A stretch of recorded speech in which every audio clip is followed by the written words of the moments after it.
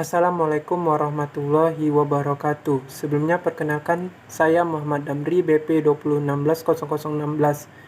Di sini saya sebagai moderator dari kelompok 3. Kami akan membahas materi mengenai titrasi argentometri. Untuk itu, sebelum kami memulai presentasi hari ini, izinkanlah rekan-rekan saya untuk memperkenalkan dirinya masing-masing. Kepada rekan-rekan dipersilahkan. Assalamualaikum warahmatullahi wabarakatuh. Perkenalkan, nama saya Apriliana, nomor BP 2016-0001. Di sini saya sebagai pembaca materi. Assalamualaikum warahmatullahi wabarakatuh. Perkenalkan, nama saya Dini Septia Anita dari kelas 3 Fak 1 nomor BP 2016-0008 dari kelompok 3. Assalamualaikum warahmatullahi wabarakatuh. Perkenalkan, nama saya Dina Islamiyah, nomor BP 2016-0023. Di sini saya sebagai pemateri. Assalamualaikum warahmatullahi wabarakatuh. Perkenalkan, nama saya Marcelina, nomor BP 2016-0034. Baiklah, untuk tidak memperpanjang kata-kata mukodimah, langsung saja kami memulai presentasi kami pada hari ini. Kepada rekan-rekan dipersilahkan. Baiklah, yang pertama yaitu pengertian. Titrasi argentometri merupakan titrasi pengendapan. Titrasi pengendapan merupakan reaksi titran dengan titrat membentuk endapan yang sukar larut, seperti misalnya ion klorida dititrasi dengan larutan perak nitrat AgNO3, membentuk endapan perak klorida AgCl berwarna putih. Pengendapan dalam titrasi pengendapan dipengaruhi oleh pH maupun adanya komplekson. Menurut Setio pada tahun 2010 berargumen bahwa titrasi argentometri adalah titrasi pengendapan yang menggunakan reagen pengendapan perak nitrat untuk analisis halogen, anion-anion mirip halogen, asam lemak, dan beberapa anion anorganik divalen. Selanjutnya, menurut Adam pada tahun 2007 menegaskan bahwa titrasi argentometri juga dapat diartikan titrasi yang melibatkan reaksi antara ion halida dan anion lainnya dengan ion Ag+ atau argentum dari perak nitrat dan membentuk endapan perak halida. Dasar titrasi argentometri adalah reaksi pengendapan di mana zat yang hendak ditentukan kadarnya diendapkan oleh larutan perak nitrat AgNO3 dan indikator kromat. Zat tersebut misalnya garam-garam halogenida, sianida, tiosianida, dan fosfat. Titik akhir titrasi ditunjukkan dengan adanya endapan berwarna. 3 metode umum dalam titrasi argentometri. 1. Metode Mohr adalah metode yang digunakan dalam pengukuran kadar klorida dan bromida dalam suasana netral dengan larutan standar perak nitrat AgNO3 dan penambahan kalium kromat K2CrO4 D sebagai indikator. Titrasi dalam suasana asam menyebabkan perak kromat larut ke dalam terbentuk dikromat dan dalam suasana basah akan terbentuk endapan perak hidroksida. Apabila ion klorida atau bromida telah habis diendapkan oleh ion perak, maka ion kromat akan bereaksi dengan perak berlebihan membentuk endapan perak kromat Ag2CrO4 yang berwarna coklat atau merah batai sebagai titik akhir titrasi. Titrasi Mohr terbatas pada larutan-larutan dengan pH dari kira-kira 6-10. Perak tidak dapat ditetapkan dengan titrasi menggunakan natrium klorida NaCl sebagai titrasi karena endapan perak kromat yang mula-mula terbentuk sukar bereaksi pada titik akhir.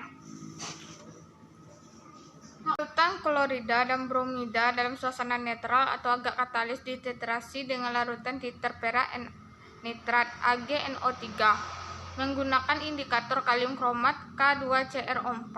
Apabila ion klorida atau bromida telah habis diendapkan oleh ion perak, maka ion kromat akan bereaksi dengan perak Ag berlebih membentuk endapan perak kromat Ag2CrO4 yang berwarna coklat atau merah bata sebagai titik akhir titrasi.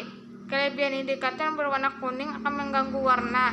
ini dapat diatasi dengan melarutkan plakon indikator suatu titrasi tanpa zat uji dengan penambahan kalsium karbonat sebagai pengganti endapan perak klorida AgCl.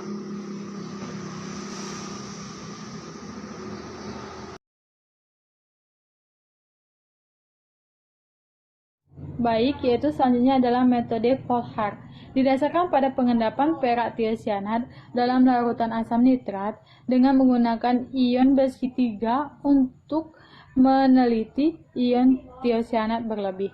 Metode ini dapat dipergunakan untuk cara titrasi langsung dari perak, larutan tiosianat standar atau untuk titrasi tak langsung dari ion klorida. Indikator yang dipakai adalah Fe3+ dengan titran NH4CNS untuk menetralkan kadar garam perak dengan titrasi kembali setelah ditambah larutan standar berlebih. Kelebihan AgNO3 dengan larutan KCNS, di mana kelebihan larutan KCNS akan diikat dengan ion Fe3+ membentuk warna merah darah dari FeCSN.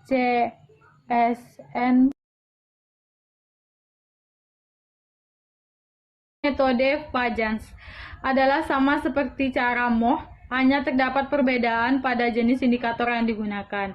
Indikator yang digunakan dalam cara ini adalah indikator absorpsi seperti cosine atau fluorescence menurut macam anion yang diendapkan oleh Ag+.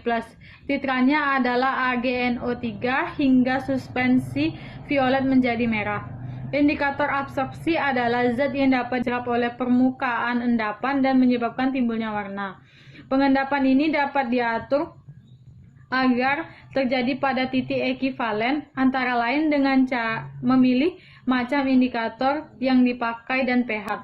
Sebelum titik ekivalen tercapai, ion Cl- berada dalam lapisan primer, dan setelah tercapai ekivalen, maka kelebihan sedikit AgNO3 menyebabkan ion Cl- akan digantikan oleh Ag+, sehingga ion Cl- akan berada pada.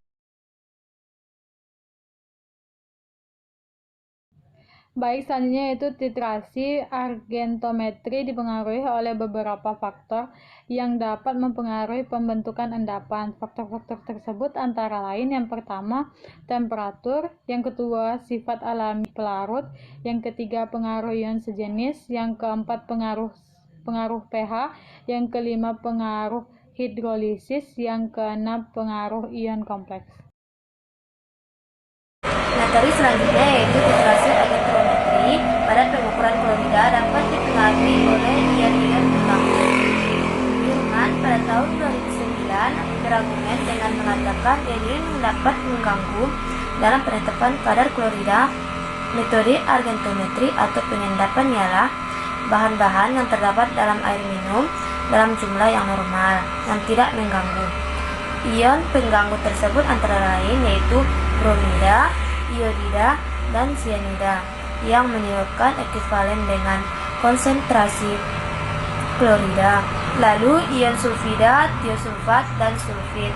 Lalu ortofosfat yang lebih dari 25 mg per liter mengganggu dengan membentuk endapan perak fosfat. Selanjutnya yaitu besi yang lebih dari 10 mg per liter mengaburkan titik akhir. Ion pengganggu tersebut salah satunya ion tiosulfat atau S2O3-. Awalan tio dalam tiosulfat berarti bahwa satu atom sulfur telah ditambahkan dengan menggantikan satu atom oksigen. Jadi ion tiosulfat memiliki atom S dan 3 atom O atau S2O3. Kebanyakan tiosulfat yang pernah dibuat larut dalam air. Banyak dari larutan tiosulfat larut dalam natrium tiosulfat berlebih membentuk garam kompleks. Adapun penentuan kadar NaCl di dalam garam dapur menggunakan metode Mohr. Adapun tujuannya yaitu menetapkan kadar NaCl dalam garam dapur dengan cara menstandardisasikan larutan garam dapur dengan larutan standar AgNO3 menggunakan metode Mohr atau garam dapur telah dikeringkan di dalam oven selama 1 jam dengan suhu 1100 Celcius. Adapun cara kerjanya yaitu 1. Larutkan 1 gram garam dapur dengan Aquades di dalam labu ukur 250 ml. Lalu ambil 25 ml larutan garam dapur tersebut, tuangkan ke dalam Erlenmeyer 250 ml. Tambahkan 1 ml larutan K2CRO 4 2% sebagai indikator. Lalu titrasi dengan larutan standar AgNO3 sampai terbentuk warna merah bata. Percobaan tadi diulang sebanyak 3 kali, lalu hitung kadar NaCl dalam garam dapur. Maka Fp atau faktor pengenceran dalam prosedur ini didapat 250/25. Baiklah, cukup sekian presentasi kami pada hari ini. Lebih dan kurangnya kami mohon maaf. Wabillahi taufiq wal hidayah. Wassalamualaikum warahmatullahi wabarakatuh.